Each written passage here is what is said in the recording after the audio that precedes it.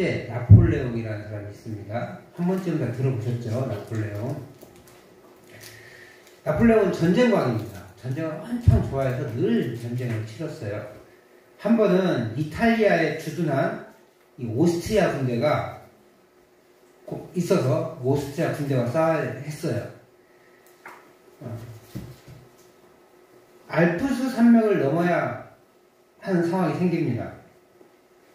그래서 천신만고 끝에 한 봉우리에 올랐는데 이상한 거예요. 그래서 군대에게 이렇게 말합니다. 여기가 아닙니다. 그래서 이제 다시 군대가 내려와야 되잖아요. 그 봉우리가 아니니까 다시 내려왔습니다. 그리고 주얼림을 향해 다시 올라갑니다. 나폴레옹이 다시 말합니다. 아까 거긴데요. 이 말을 병사들이 까무러쳤대요. 사실인지 아닌지 잘 모르겠습니다. 설마 천하의 나폴레옹이 이런 실수를 했을까라는 생각이 들기도 하고 진짜 그랬을 수도 있고 나폴레옹은 전쟁광이긴 하지만 그렇게 훌륭한 장수는 아니었던 것 같아요. 그랬을 수도 있겠다라는 생각이 들기도 하고 어쨌든 단순한 유머인지 사실인지 알 수 없지만 이 예화처럼 잘못된 지식으로 인해서 고통받는 경우가 상당히 많이 있어요. 특히 우리 삶에도 마찬가지입니다. 내가 가지고 있는 그 지식들이 잘못된 지식인데 그걸 모르고 계속 그 일을 하니까 몸이 축나고 재정이 축나고 가정이 축나는 거예요. 그런 일들이 벌어지죠.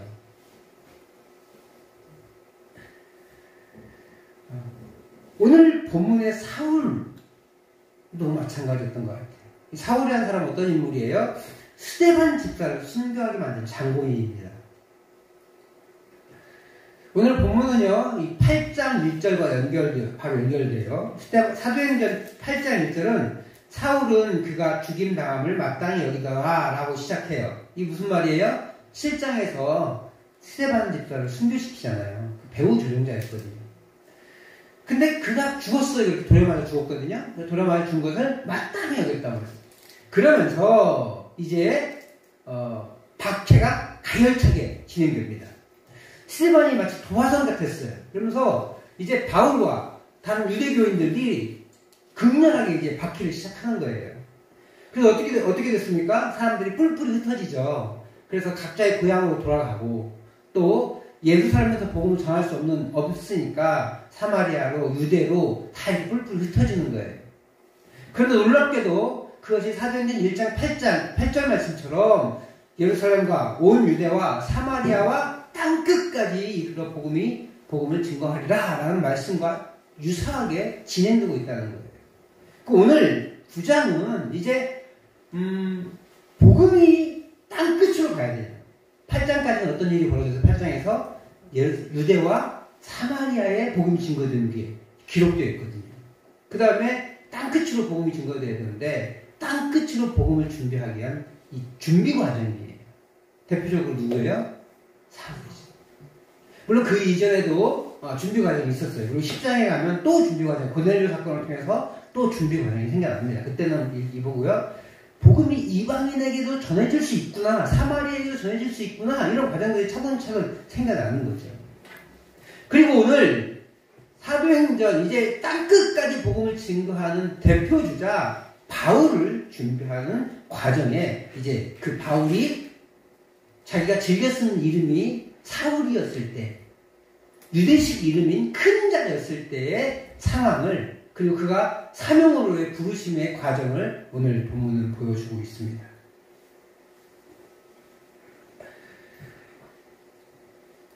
사울은 현재 기세와 살기가 등등합니다.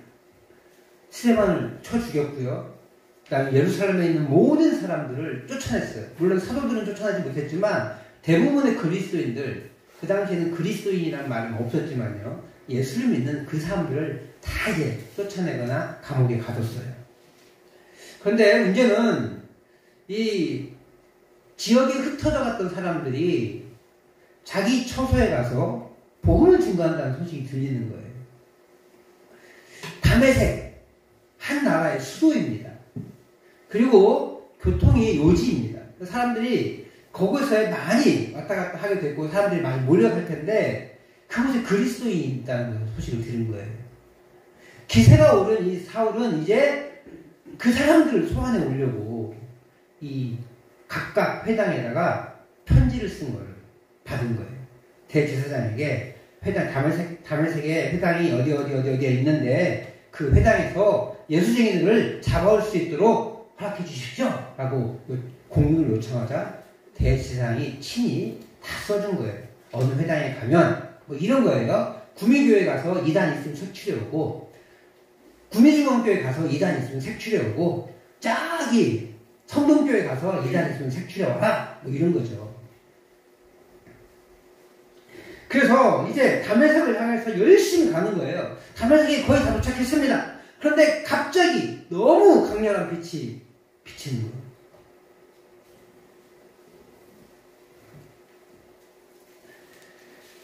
그런 상황에 처해졌어요. 그런데 왜 사울은 그렇게 예수 믿는 사람들을 잡아들여 감옥에 가두고 돌로 치려 하는 것일까? 왜냐하면 사울이 보기에 예수쟁이들은 사교를 믿는 거예요. 조금 우리 표현으로 쓰면 이단을 믿는 거예요. 이단.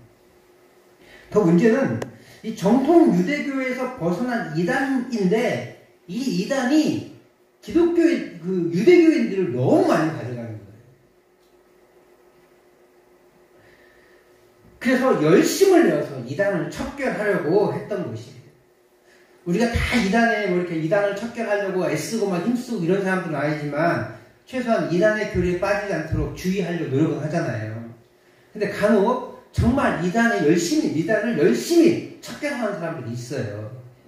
왜냐하면 그런 사람들은 되게 아주 열정이 투철하거나 또 이단에서 어려움을 겪은 사람들이에요. 그러니까 안산에 가면 신천지 이만희를 아주 싫어하는 목사님이 계세요. 우리 교단 목사님인데 그분이 왜 그렇게 그 신천지를 싫어하느냐? 그 사람이 신천지에서 교육대장을 했거든요. 교육부장. 신천지 전체를 교육을 총괄하는 부장님이셨어요. 그러다 보니까 신천지는 우리는 개혁 개정 한글판 읽잖아요. 근데 우리 예전 성경은 개혁 한글판이 있어요. 개혁 개정 말고 그 성경 외에는 못 읽어요. 그것만 그거에 맞게 그 한글에 맞게 해석을 해놨거든요. 근데 요즘 번역도 많이 있고 외국어도 많이 있고 심지어 원래 이 번역본은 헬라어랑 히브리어로 번역된 거잖아요. 히브리어를 번역한 거잖아요. 그러다 보니까 그 번역상의 차이가 있을 수 있어요. 그래서 좀 제대로 이해하려면 다른 번역들도 보고 그 다음에 더 좋으면 원래 성경의 원래 저작인 그 히브리어, 헬라어를 성경을 봐야 되는 거예요. 실력이 안 되니까 못 보는 거지. 원래는 봐야 돼요. 그런데 못 보게 돼요. 근데 이 사람은 교육부장이니까 볼 수 있는 거죠. 보니까 우리 성경이 틀린 거야. 개혁 성경이. 개혁 한글이 개혁 개정으로 바뀐 것은 오류가 있어서 정정하기 위해서 바꾼 거거든요. 물론 충분히 바꾸지 못했어요. 아쉽게도. 하지만 그런 부분들 그리고 조금 우리 한글 성경으로 우리 지금 시대가 조금은 더 이해하기 쉽도록 해놓은 겁니다. 신학은 안 바뀌고 그러려고 노력했던 성경이거든요. 근데 옛날 성경 그것만 고집하니까 근데 교육부장이니까 다른 책도 읽어보는데 틀린 거예요. 그래서 이건 이 신천지가 잘못됐구나 라고 해서 개종하고 그 다음에 거기서 탈출하고 나와서 우리 교단 신학교에 들어가요. 총신대 신학대학원. 그래서 목사함수를 받고 그 신천지를 파괴하기 위해서 무던히 애를 쓰는 목사님이세요. 뭐 그런 열정이 있는 사람이 있습니다. 하나님을 섬기는 데 있어 이 그리스도인들은 예수를 믿는 것은 유대교를 흔들고 하나님의 권위를 실시시키는 일이라고 믿었거든요. 그렇게 사울은 더욱 힘을 내서 이단을 척결하려 했던 거예요. 왜냐하면 예수는 한낱 인간일 뿐인데 자기를 하나님이라 하는 거죠. 그러다가 성전을 헐면 사흘 만에 내가 다시 짓겠다라고 이런 말도 안 되는 소리를 하고 있으니까 그러다가 저주의 상징이 나무에 달려 죽었잖아요. 그런 사람이 그런 존재가 하나님일 리 없고 그런 존재가 구원자일 리 없는 거예요. 사울에게 있어서는. 그래서 그는 힘을 내어 예수를 추종하는 사람들을 척결하라고 하는 거죠. 그 일환으로 이제 다메섹으로 달려가고 있는 겁니다. 여기에 대제사장의 허락도 받았으니 신이 나서 체포작전을 위해서 사람들을 몰고 말을 타고 달려가고 있었겠죠. 본국에 소환해서 종교재판을 열고 감옥행에 처하고자 했을 겁니다. 그런데 다메섹에 거의 도착할 즈음에 갑자기 하늘에서 엄청난 빛이 자신을 둘러싸는 거예요. 말을 타고 가는 길이었기에 아마 말이 잉 하면서 이렇게 앞발을 들었겠죠. 그러니까 낭만을 했을 겁니다. 낭만을 하고 그대로 땅에 엎드려지는 거예요. 근데 하늘에서 소리가 납니다. 사울아 사울아 어찌하여 내가 나를 박해하느냐. 깜짝 놀라죠. 누구십니까? 나는 내가 박해하는 예수니라. 하늘에서 소리가 나는 거잖아요. 하늘에서 소리 나기 때문에 누구의 음성이어야 돼요? 하나님의 음성이에요. 근데 하나님의 음성, 여호와 하나님의 음성이어야 하는데 누구래요? 예수래요. 깜짝 놀라는 거죠. 너무나 충격적이었습니다. 그 예수의 소리가 계속돼요. 신으로 가서 내 이름 알려줄 사람을 만날 것이다. 그는 예수의 말을 그대로 행합니다. 겨우 정신을 추스리고 일어섰는데 눈에 보이지 않는 거예요. 아마 밝은 빛 때문에 눈이 일시적으로 멀잖아요. 그렇게 멀었던 것 같아요. 같이 가는 사람들은 도무지 이해되지 않는 상황이에요. 뭔가 빛이 있는데 뭔가 웅성거리는 천둥 같은 소리가 들리긴 하는데 내용은 못 알아들었거든요. 뭔 소리야? 근데 왜 갑자기 눈이 멀어? 막 이런 상황에서 사울이 가자고 하니까 데리고 가는 거죠.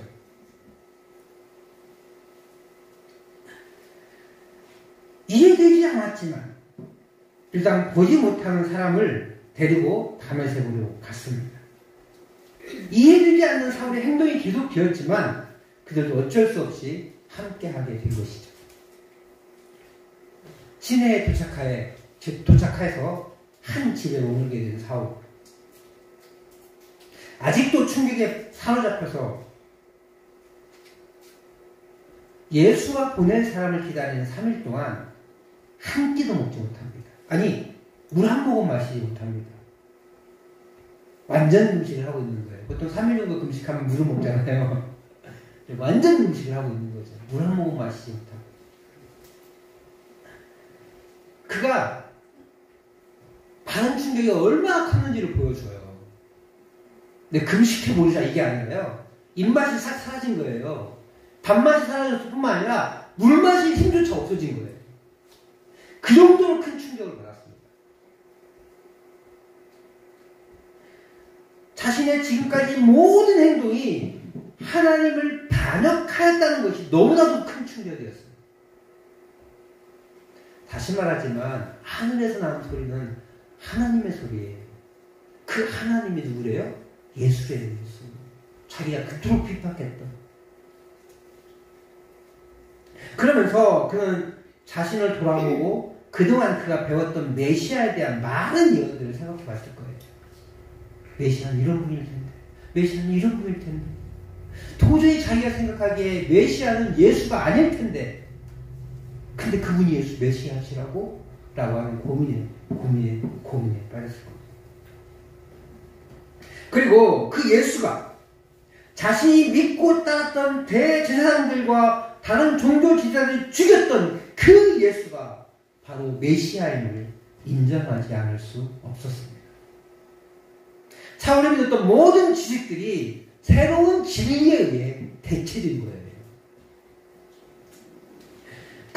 사실 그가 믿어왔던 그 믿음들은요, 구약의 신학들은 아직 완성되지 않은 것이었습니다. 그리고 지금 보기에도 메시아는 오지 않았어요. 그런데 그 진리가, 다시 말해 메시아가 이 땅에 오셨고 구원을 완성하셨다는 진리가 세워졌음을 부인할 수 없는 거예요. 그가 소멸시키려던 기독교가 바로 진리였습니다. 그래서 충격을 받을 수밖에 없었던 거예요. 그러면 바울의 신학이 잘못된 것일까? 우리가 보기엔 너무나 쉽게 구약은 잘못된 것이라고 판단할 수 있는데 그렇지 않아요. 그럼 하나님이 구약을 주실 이유가 없죠. 구약을 그렇게 주시면 안 되죠. 그렇게 되면 하나님은 구약을 바로 폐기시키셨어야 했어요. 구약은 완성되지 않은 것이지 잘못된 게 아니거든요. 그런데 바울의 착각은 뭐예요? 바울의 착각은 완성된 것이라고 믿은 거예요. 다시 말해 완성되지 않은 구약 성경을 완성된 것이라 믿었기에 잘못된 신앙을 가질 수밖에 없었고 메시아라고 주장한 예수를 부인할 수밖에 없었던 거예요. 중요한 것은 예수님이 오셨냐 안 오셨냐예요. 예수님이 안 오셨으면 구약의 신앙을 가질 수밖에 없어요. 우리는. 문제는 구약을 올바르게 해석을 하면 신약을 바라볼 수밖에 없어요. 다시 말해 그 사울의 입장에서 구약을 올바르게 이해했으면 예수를 메시아로 인정할 수밖에 없는 거예요. 근데 그게 하나님의 은혜인 거죠. 왜 그러느냐? 어느 누구도 구약 성경에서 메시아를 물론 다윗 착각하게 만들 수 있었어요. 다윗과 같은 왕이 태어난다고 했거든요. 그러니까 다윗은 어떤 사람이에요? 이스라엘의 통일 왕국을 잘 세운 사람이거든요. 근데 그것은 하나님이 영적으로 해석해 주셨는데 이 사람들은 그냥 눈에 보이는 것으로 받아들였거든요. 다윗과 같은 메시아가 나올 것이기에 이 어려움을 당하고 있는 상황에서 600년 전에 멸망했던 이 나라가 왕국이 다시 회복되어지는 그런 일이 일어날 것인데 그게 메시아가 정치적인 메시아를 기대하고 있는 거예요. 그들의 신앙에서는 그게 맞는 것처럼 보여요. 그래서 그는 그 신앙을 가지고 죽을 힘을 다해 자신의 믿음을 지켜왔던 거예요. 그런데 이번 사건을 통해 자신이 그렇게 믿어왔던 모든 진리 체계들이 무너진 거죠. 지금까지 자신은 하나님의 일을 감당했다고 믿었어요. 하나님의 열심을 가지고 하나님의 일을 위해서, 하나님을 위해서, 여호와 하나님을 위해서 예수쟁이들을 다 척결했다고 믿었는데 그 예수라는 분이 하나님이라는 걸 오늘 깨닫는 거죠. 이제까지 그는 진리 체계를 온전히 이해하지 못했던 거예요. 구약의 잘못된 신앙을 가지고 구약 자체가 잘못된 건 아닌데 그것을 해석해서 믿는 잘못된 믿음을 가지고 있었던 거죠.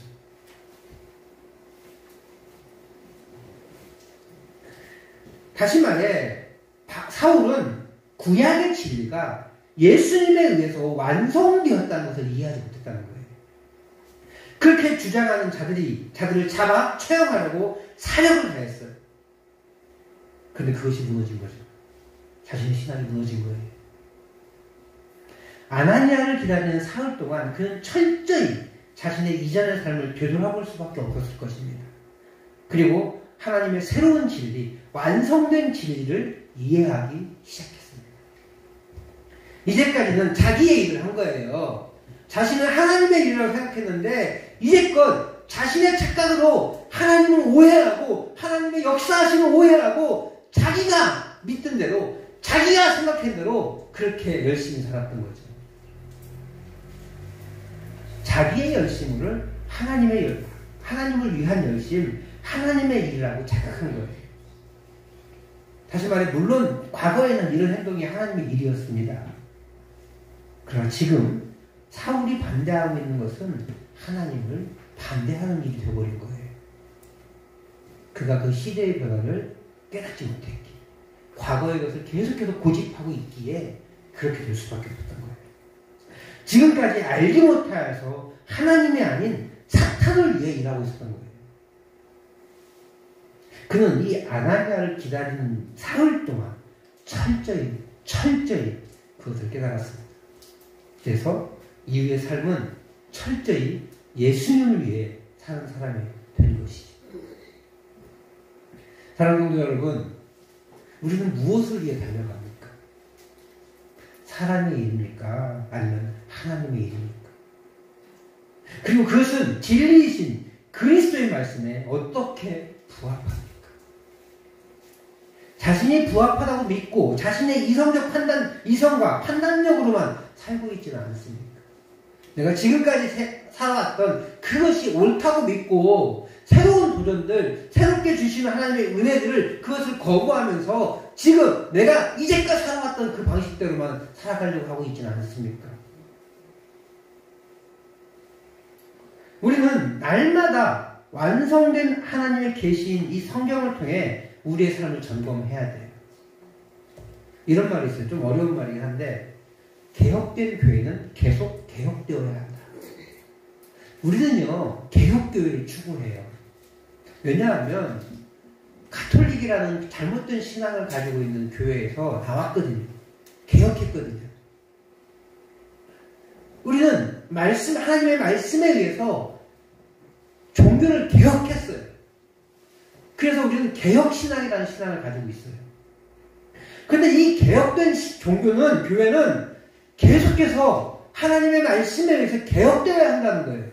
그 왜 무슨 말이냐면, 사실 가톨릭도 좋은 믿음으로 시작했거든요. 그런데 그 믿음의 과정이 쌓이다 보니까 전통이라는 게 생겨났어요. 이 전통이 조금 더 세지기 시작한 거죠. 그러다가 자신의 욕심을 덧입히기 시작한 거예요.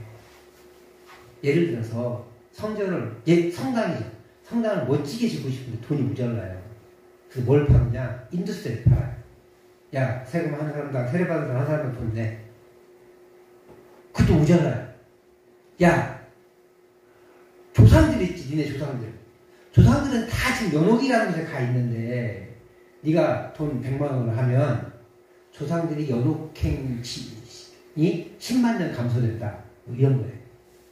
예수 안 믿고 지옥에 가 있는 사람들 있지? 그런 사람들을 천당으로 끌어올려야 되는데 너가 1000만 원 내면 지옥 생활이 100만 년 감소된다. 뭐 이런 거예요. 뭐 하기 위해서요? 예배당 잘 지으라. 자기 이름 드러내라. 그런 데서 기록해 나왔거든요. 그런 교회이기 때문에 우리의 성경에서 멀어져간 전통들이 있다면 개혁되어야 한다는 거예요.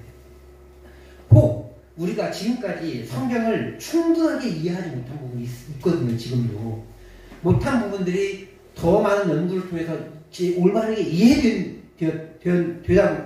되었는데 그걸 돌이켜보니까 예전에 신학들이 잘못된 게 있어. 그러면 고쳐져야 한다는 거예요. 그래서 그것이 개혁된 교회는 계속 개혁되어야 한다라는 말이에요. 캐치프레이즈. 우리의 삶도 마찬가지입니다. 말씀을 계속해서 점검하고 싸워야 돼요. 말씀으로 계속해서 내 삶을 점검하고 말씀에 반하는 일이 있으면 계속해서 그것과 싸워서 말씀으로 돌아가야 한다는 것이에요. 사실 사울도요, 잘못된 신앙을 가지고 예수님을 바라봤기 때문에 구약을 오해한 거예요. 구약의 메시아에 대한 예언을 자세히 살펴보면 그 모든 것이 예수님을 알 수 있습니다. 그러나 그들의 신학에 갇혀 구약 성경을 정확히 이해하지 못해 그런 실수를 범한 것이죠. 이제 우리도 하나님의 말씀을 날마다 새롭게 살펴보고 우리의 삶을 점검해야 합니다. 그래서 내 열심으로 하는 신앙생활이 아니라 하나님의 마음과 하나님의 열심으로 하는 신앙생활을 해야 합니다. 또한 내 일, 사람의 일이 아닌 하나님의 일을 해야 됩니다. 하나님의 일은요, 뭐겠어요? 하나님의 마음을 기쁘게 하는 거예요. 오늘 우리의 삶이 하나님의 기쁨이 되는지를 점검해야 합니다. 교회 일을 할 때도, 또 우리 집과 마을에서 하나님을 나타내는 삶을 살아갈 때도 그것이 내 일인지 하나님의 일인지 점검해야 돼요. 그 점검의 방법이 무엇이겠어요? 계속 그 말씀을 가까이 하는 거예요. 우리 교회는 묵상을 하는데 말씀 묵상을 지속적으로 매일매일 실천함으로 내 삶을 점검하고 또 하나님의 기쁨이 되는 삶을 살아가는 것입니다. 저 성도님들이 그렇게 말씀을 통해서 나를 점검하고 또 하나님의 기쁨이 되는 삶을 살아가기를 주의 이름으로 축복합니다.